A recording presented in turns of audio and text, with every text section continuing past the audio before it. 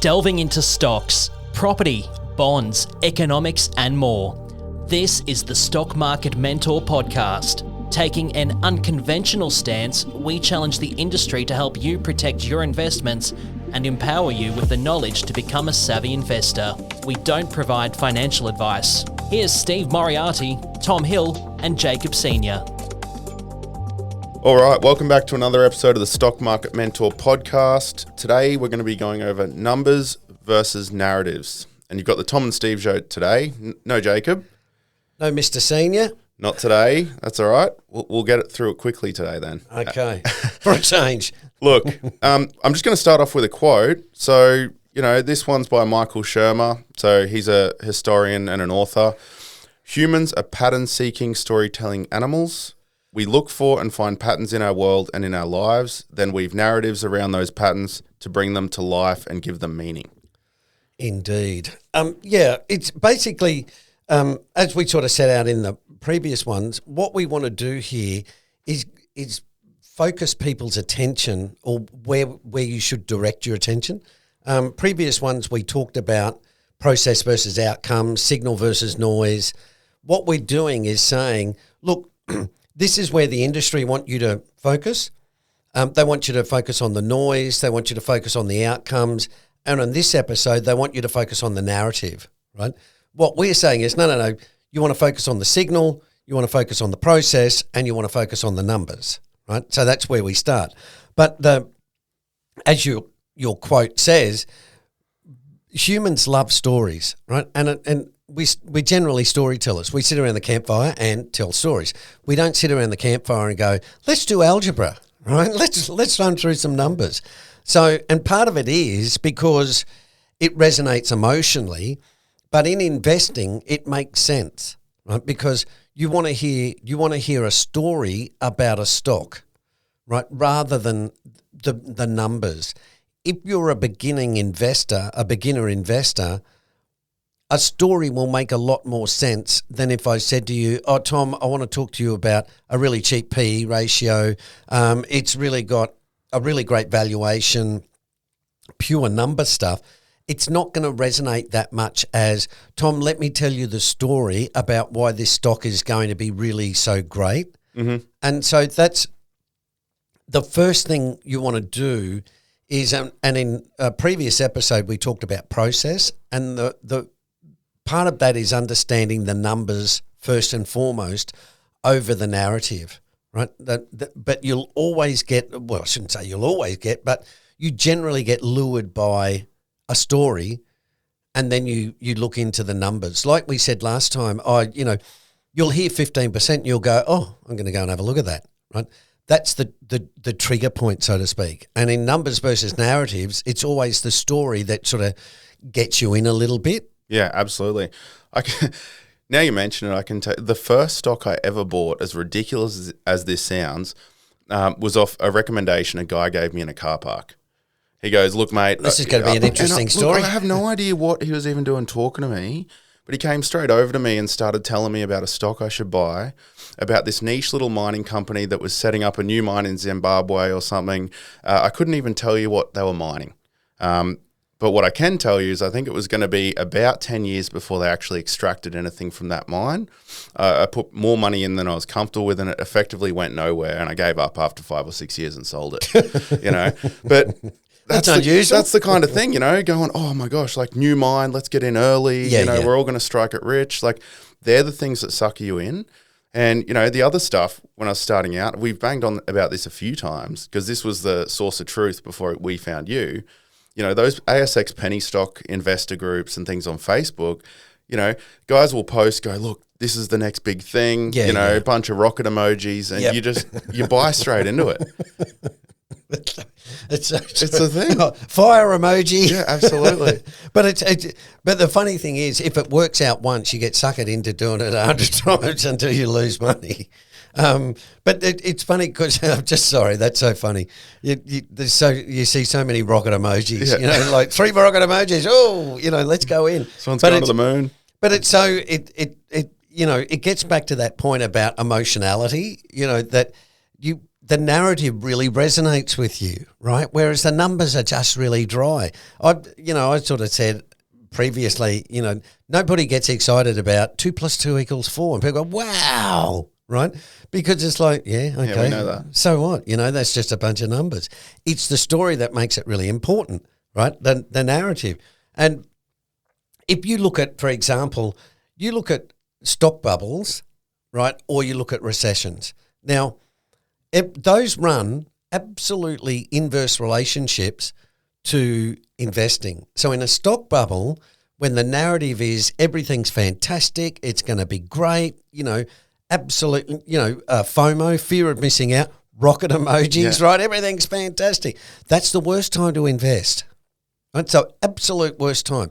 Now, if you go to a recession and people will have rocket emoji crashing into the ground, right? It's all over, the world's going to end. Yeah, showing their portfolios with massive losses. That's the best time to invest, right? But that's ignoring the narrative. And it's not even ignoring the narrative. It's actually a sort of like counter narrative, if I can put it to you in that way.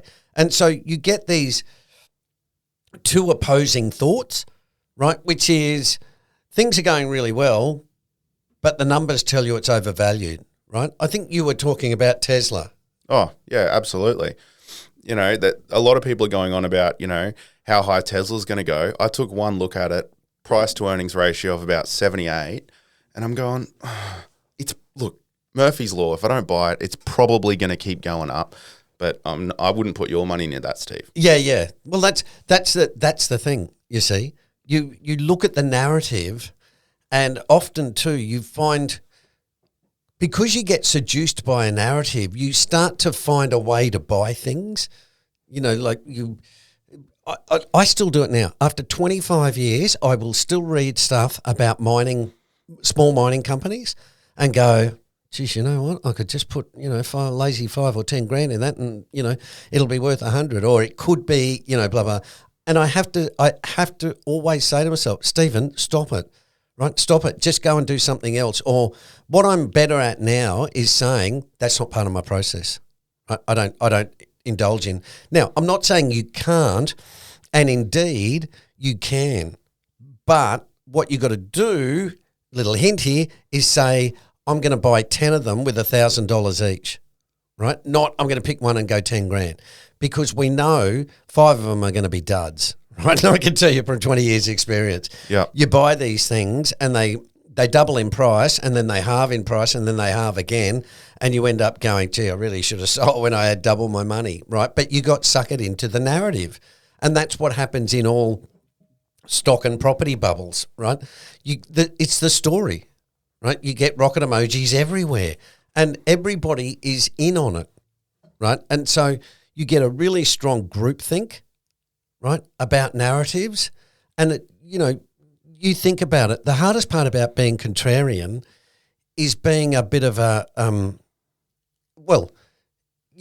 who wants to hear from a guy going, listen, mate, I think you should be really careful with your portfolio when you're cracking it and making lots of money. Well, you sound like a pessimist when everyone's really optimistic, and then you sound like an optimist when everybody's absolutely. But that, dare I say it, Warren Buffett is, be greedy when others are fearful, and fearful when others are greedy. Yeah. And it's the numbers, our point is the numbers bear that out. The narrative will actually mislead you, right? Now, that's where, if you look at the theory, right, one of the 3 themes, what we're doing is, in an efficient market theory, they talk about this idea of everybody having the same information. Wrong. Right? And it's wrong, right? And I look at that and say, if everybody's got the same narrative, then you're generally waiting on the side of being wrong rather than being right.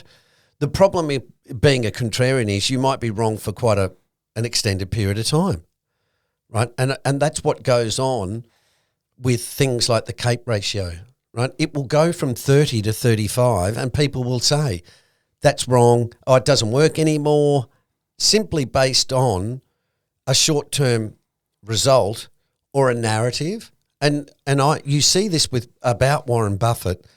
Every single bull market, people will say to you, there'll be a group of people who say Warren Buffett's no good anymore, right? Crypto. Oh, Warren Buffett's no good anymore. It's all about crypto and he's too old and blah, blah, blah, right? And then Warren gets proven right over a longer period of time. And so, again, it's just that groupthink sort of, narrative that's really strong because it resonates with everybody. Well, I think it's important to just highlight, even if the CAPE is extremely high or Tesla's price to earnings might be extremely high, it doesn't mean it can't keep going up. Yeah. It just means that if you're actually looking at the odds and you've got a repeatable process, you're going, my odds of a good return here are lower than I would like.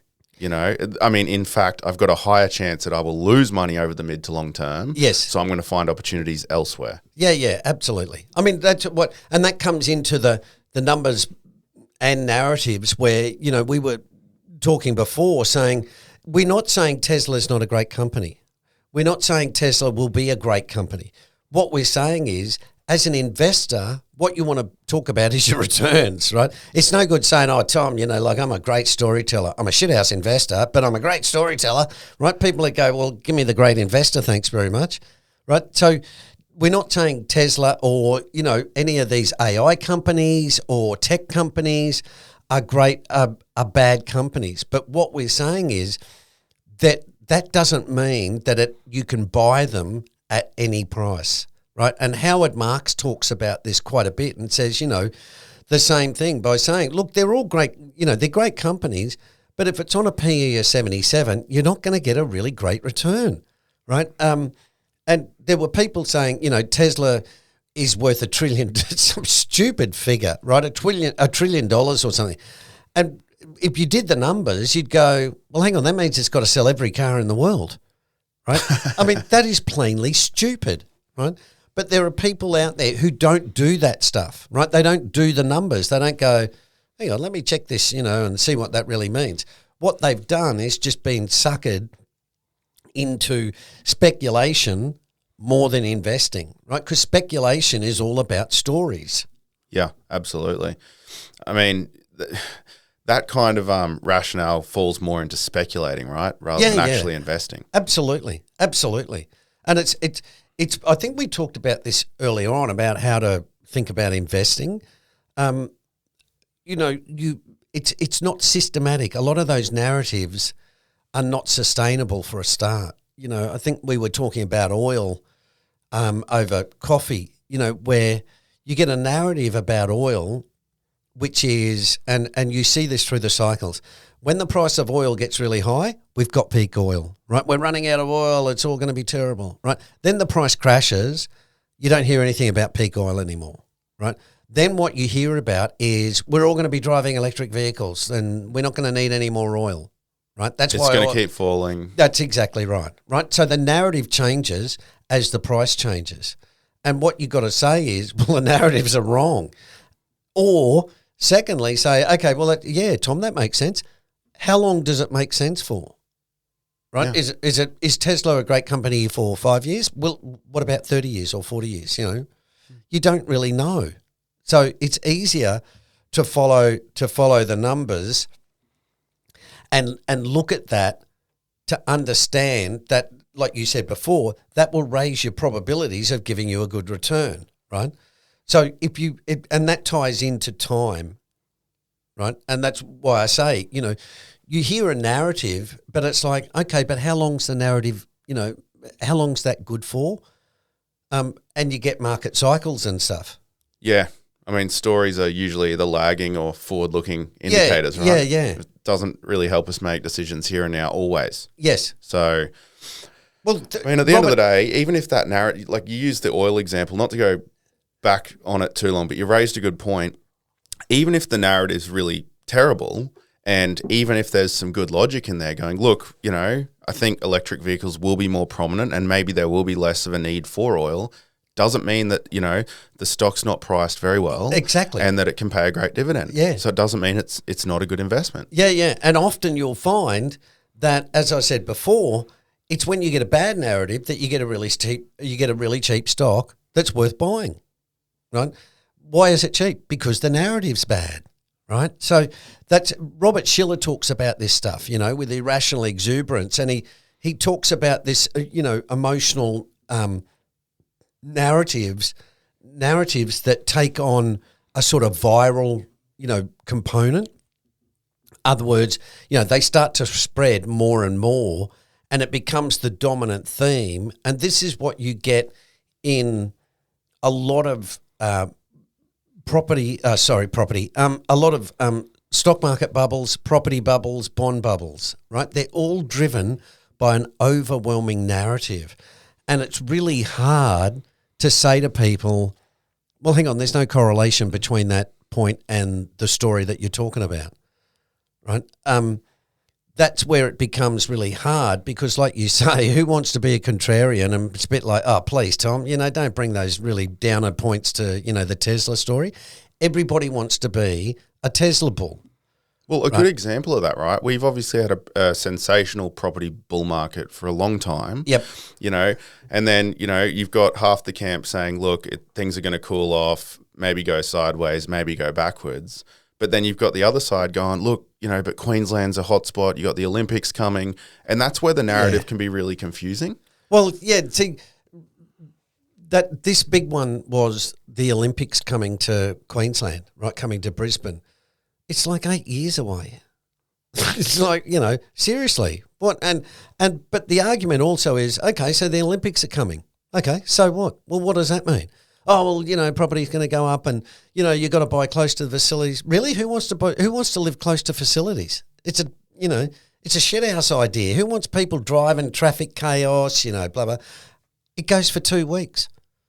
So you're going to move here for that. Well, it's the same thing with Taylor Swift, right? Taylor Swift's going to change the economy, blah, blah, blah. It's like, no. If you're not spending your money, if you're spending your money on Taylor Swift, you are not spending it on something else, right? It all adds up to zero.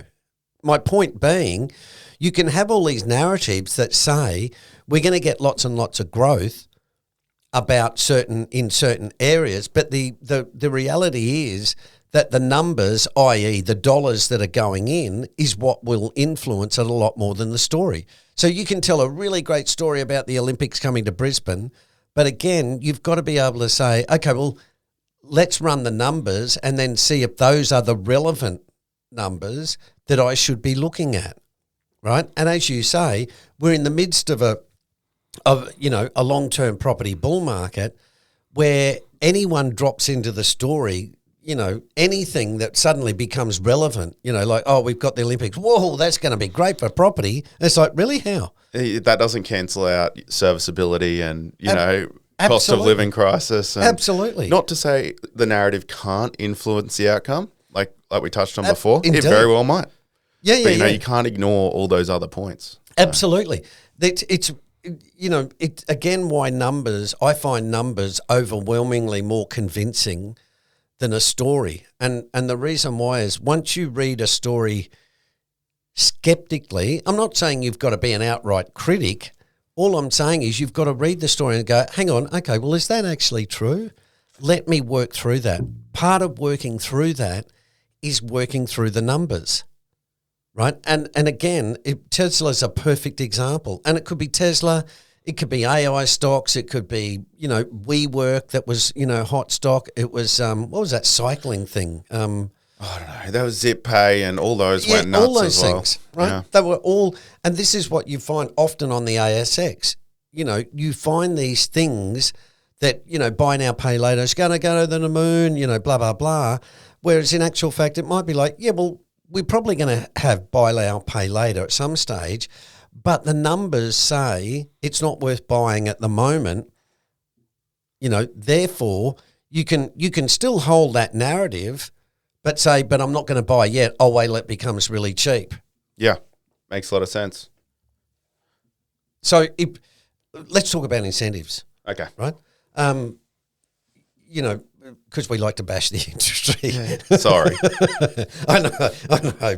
But it's just, and again, this is where for me, as a sort of private investor or someone who invests their own money, you get to see the stories that the industry puts forward out there, right? And there's heaps of them. And it's one that gets me is to compound and get wealthy, you've got to invest for the long term, right? Or you've got to compound your money over the long term. And it's that's a really strong narrative, but it's absolutely wrong, right? If you compound your money at a really high rate, you'll get rich really quickly, right? So that's also a simple numbers game rather than the narrative of, you've got to do it for a long time. Well, yeah, if you pick your timing right, we've touched on this multiple times anyway, but if you get your numbers right, you can do more in 5 years than 20.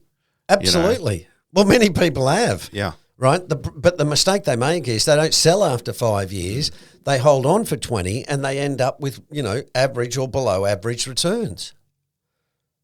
So that's the essence of it. Well, it comes down to, like we said before, customers value certainty. So, you're not going to buy into, look, we might do this or we might be able to get you these returns. You're going to buy into, look, this is the average return that we're receiving. Yep. And you get a story with it. Correct. Right? So that's where we sort of look at it and we're not saying narratives are always wrong, but what we're saying is the numbers should dominate over the narrative. Or if you hear a narrative, you hear a great story, look at the numbers. But you want to look at the numbers within a broader context because the narrative, you have this inherent sort of confirmation bias. That's why more experienced investors are a little bit more skeptical. Buffett, Munger, Steve Jobs, all of those sort of people said, you say no to 95% of things, right? And it's basically because the more the older you get, the more you invest, the more you get down to simple principles, but also realizing that there's 1,000 narratives out there. Really, you want to look at the numbers. They'll inform you much more than the narratives will. So we're not saying narratives are wrong, but what we're saying is you've got to relate it back. I think we were talking earlier about Microsoft, right? Great company, unbelievably great company. But it took 13 years from 2000 to 2013 to get back to where it was, right? Even though every year you could say earnings are increasing, really good run, really well-run company. All of the narrative parts were good, but it had to work off the numbers. Just 13 years prior, it was extremely overvalued. Yeah. So, you're at the same with Japan, right? On a ratio basis, Cape ratio basis, Japan was at 100. Right. Well, that's why it's had 2 to 3 decades of going nowhere, right? Because it has to work off that overvaluation. And that's where Ben Graham was saying, in the short run, it's a voting machine and in the long run, it's a weighing machine. Because what he's saying is in the short run, you'll get narratives. In the long run, when you become rational, you go, well, hang on, this thing's not going to make money if I buy it at, PE 77. Yeah. Right. Great story. But it's not going to make numbers.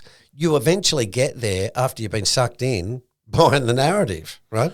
Well, Steve, look, we've gone on about a lot about numbers in this episode, right? Yep. What are the main things you would say to new investors? Where would you start? Right. So if I'm looking at, if my friend's telling me, look, put your money in ZipPay, this thing's going to go nuts. What's the first thing you would look at? Keep in mind someone who may not have as much time or as much interest in this as you. What's a good measure? I think there's a couple of things.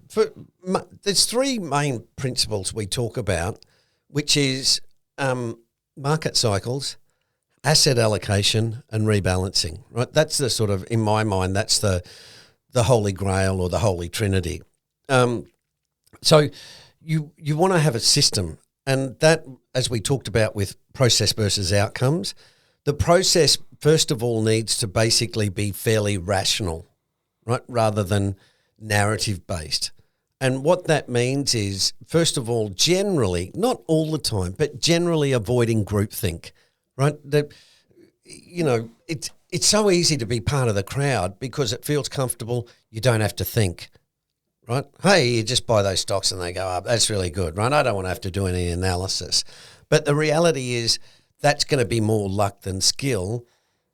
Long-term investors know that you can't rely on luck all of the time, right? You've got to get some skill. So first of all, you want to avoid groupthink. Look at the biases, right? Your own personal, like I said to you before, even just getting attention of a narrative, if you're an investor, you tend to sort of go, oh, I might have a look at this. And you're looking at it with a bit of a bias going, oh, well, this is going to make money, right? So you look at things such as recency bias, right? Narratives are really strong, most recent, right? They build and build, like Schiller said about a virus, right? You've got confirmation bias. I read this story about a stock. I'm going to go and have a look at it because it sounds like a really good idea, right? So again, you've got to put those numbers into a historical context. And the reason why that's important is because investing's a journey over time. And so it's no good being right now if you're going to hold it for 10 years, but over 10 years you know that it's grossly overvalued, right? So that's the first thing.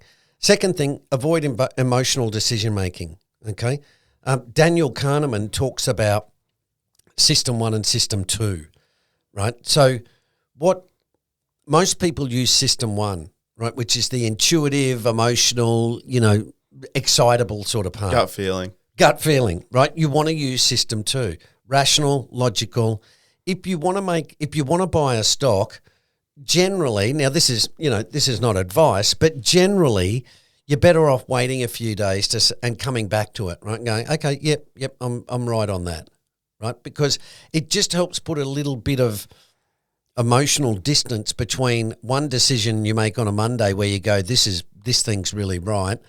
Then you get to Friday and go, okay, I need to, there might be a few other things I need to have a look at. So that's a really important part.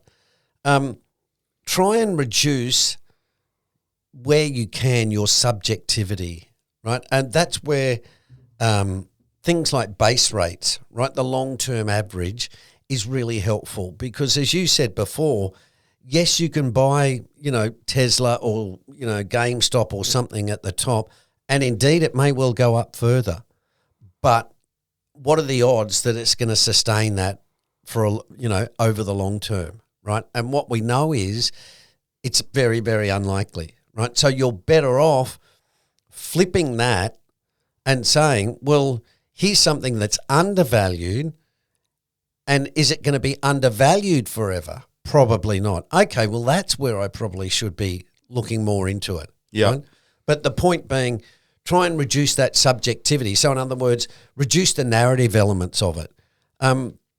What I often do is have a really simple process of look at the PE ratio, look at the debt to equity, a couple of other indicators. Is it at the 52-week low? And indeed, if I look at the narrative, what I want to see is a bad story. Yes. Right? Because then I know that, that's why it's cheap. Why? Because everyone's got a bad story about it. That's your process, right? Well, that's what you've absolutely grown to trust. Right? And it's easier because I go, okay, yeah, the numbers are really reflecting that narrative.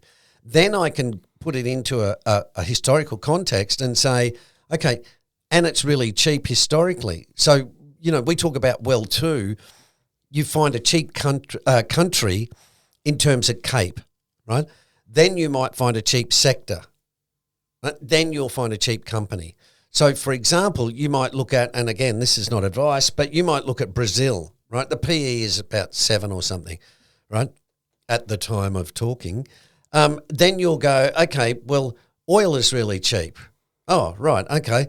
Now I'm going to go and look for a cheap oil country located in Brazil, right? And you'll probably come up with something like Petrobras.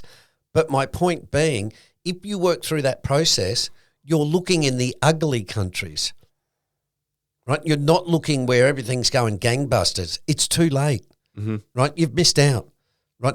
And perversely, it's where the ugly numbers are that turn into a really good narrative, right? After 12 or 24 months, everybody's suddenly talking about Petrobras and oil in Brazil, right? You were there when nobody wanted to talk about it, right? That's the way you really succeed. And then what you want to do is, and the reason why I say that is because stories are always a little bit resonating about the here and now.